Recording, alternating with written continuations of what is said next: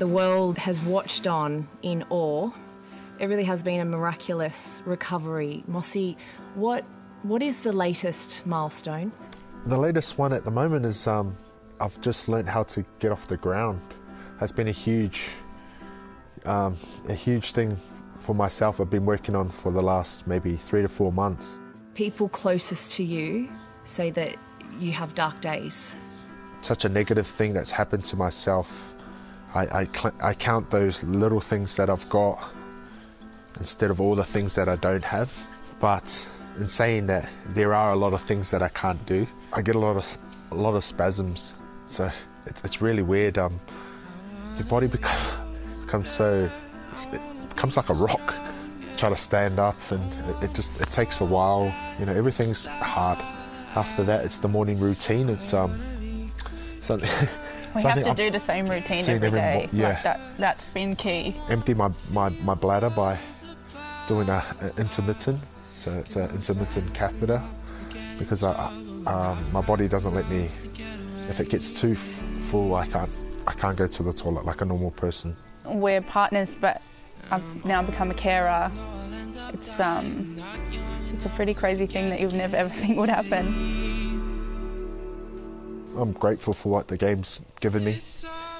You know, I've been happy enough to play the game for the last 12 years, be involved in the game. So, yeah, no, I can't. You know, I'm one of those people that's happened. You know, now it's time to move forward. Mossy is a rugby player, but he's also a dad, and there's lots of things that he can't do as a dad. But he definitely tries to make up for those areas. You know, it's been very public, his injury, but he's got the eyes on him every day from the kids, and to see that he can still have a smile on his face. You know, they see him still try and not miss out on anything that they do. I think that's so important for them to see, and for me to see as well. There's stuff that I take for granted now, just be able to. My son is sitting there crying, just be able to go pick him up. You know, You can't do that. Yeah, I can't do that. You know, and I kind of feel a bit of I feel sorry for him, because I haven't been able to be that dad, because I've been the dad to the other 3. I've got a cousin with cerebral palsy, and he's really. I look back at him, and he didn't have that choice. I was able to go play rugby, do all these things, and you know, like it wasn't.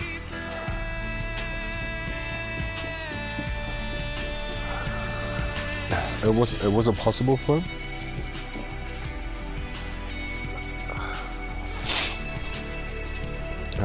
So I can't sit here and feel sorry for myself.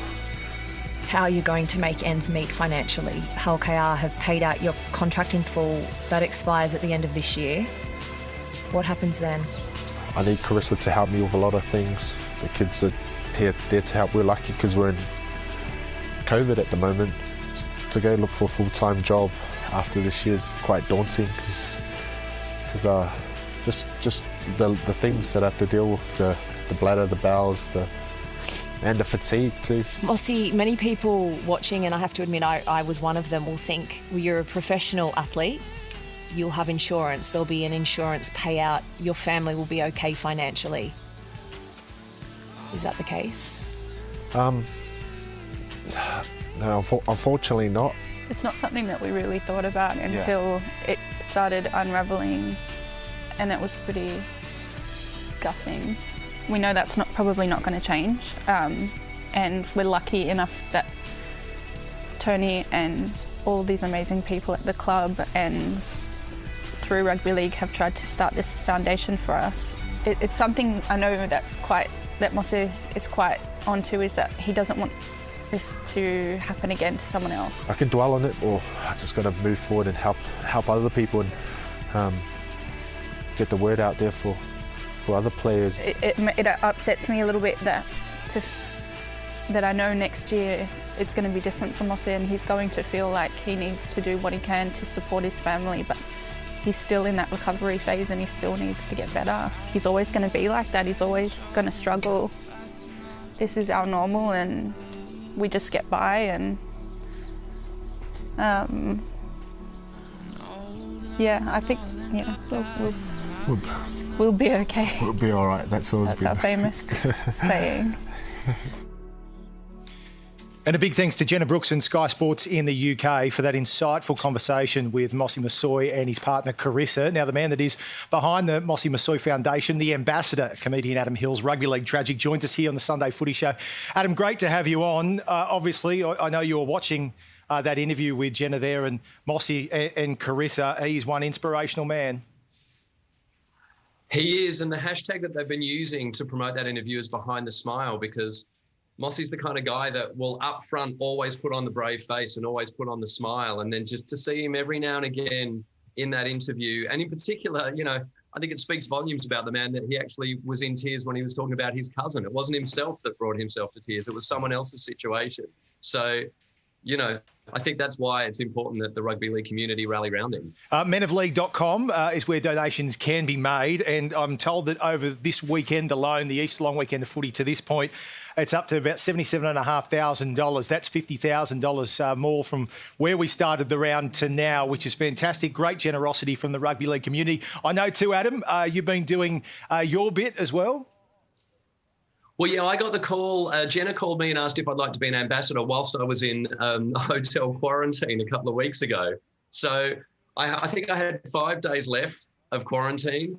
So I got on the WhatsApp group with all of my disability rugby league teammates from Warrington, and we decided we were going to do 190 Ks in 5 days, because that's how many top-level games Mossy played. So I ran 5 kilometres a day in my hotel room. And by the end of it, I think we clocked up about 410 Ks just for Mossy. That's fantastic. Have you had an opportunity to meet Mossy, Adam? No, I haven't. And I've really followed his story ever since his injury, and just, you know, especially being involved in disability sports. You know, normally it's the other way around for me. I'm following people with disabilities who get into sport, as opposed to someone who's playing sport and develops a disability. And watching his, like, literally baby steps, I just found to be so inspiring. Adam, listening to his story is just incredible, just the strength behind that smile, as you spoke about. But you must be heartened to see that the Super League in England is getting behind him, the NRL in Australia is getting behind him. I know that Hull KR name, my brother played with a Mossy's name on the back of his jersey for their game, and even Hull FC, they're going to be auctioning off their number 10 jersey as well, and all proceeds going to this amazing foundation. How incredible is that, just to see the generosity and the human spirit behind it? It's a real reminder that rugby league is a community and we're a family, and it doesn't matter what role you play within that family, we're all going to help each other out. I mean, I have to admit, the other night I was watching the Rabbitohs play, and my granddad is 102 and he's in a nursing home in Canberra, and I was trying to get the nurses to put the Rabbitohs game on his screen so that we could watch it together over FaceTime. And I saw the Rabbitohs players run out with wigs on and had absolutely no idea why they were doing it, because I had my volume down. Willie Mason was back. I mean, I did the worst, but I was so heartened afterwards to see that they were all doing it for Mossy. Mate, someone, Kevin Sinfield, he just did 7 marathons in 7 days for Rob Burrows. Yep. So, you know, it's from an Australian point of view, I don't hear much of Super League anymore, but it shows in those two situations that the community's alive and well in England, mate. How is the footy over there at the moment? Do you know what? I think COVID was a real... it was a really important time for rugby league over there, because, as you know, rugby league's a lot of the northern cities. It's Wigan, it's Warrington, it's Widnes, it's all of St Helens, all of those places. And I know from my involvement with Warrington that the foundation were helping to deliver food parcels to people in the community that needed it. There were floods that went through Warrington. They were all helping out the people that were affected by the floods. Men's mental health programs, like, it really felt like, even though the grassroots sport couldn't happen, the grassroots community outreach could. So it was massively important to people in the north of England. Adam, before we let you go, the Physical Disability Rugby League World Cup, is it happening this year? Have we got an answer yet? As far as I know, yes, we are ploughing ahead as if it's happening in November. Right. From what I know, it's going to be Australia, New Zealand, England, Scotland and Wales. And I'm going to tell you, I've already been approached by the English team to see if I would represent England. Ooh. So you won't have to carry Andrew Johns this year?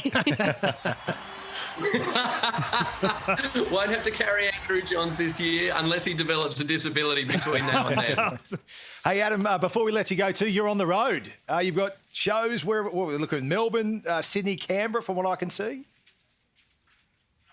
Melbourne, Sydney, Canberra at the moment. I'm hoping there might be some more later in the year. We're just kind of dipping our feet back into getting in front of a live audience again. But yeah, Melbourne Comedy Festival and then Sydney and Canberra coming up. Oh, Adam, great to have you on. Well done the on all your program work, as mate. always. Well done, mate. Ambassador for the Mossy Masoe Foundation.